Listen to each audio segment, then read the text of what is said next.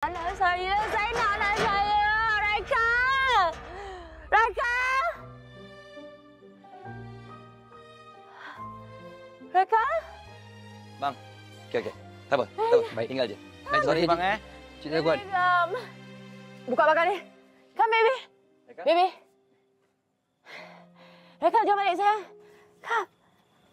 Mama nak jumpa. Come. Baby, kita balik, okey?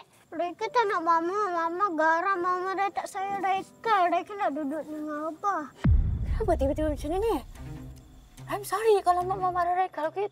Mama tak marah dah, please. Jom balik. Buka pagar ni, please. Tak nak.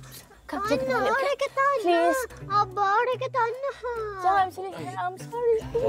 Lepaslah. Nanti sakit tangan dia. Reka kenapa ni? Mama nak jumpa je. Kenapa? Takut? Ha? Takut? Macam ni. Reka masuk dalam. Kita minta anti baik. Buatkan snack nak? Go. Reka! Reka! Reka, baby! Dahlah, Cik. Baby! Jangan jiran dengar kan malu ajalah.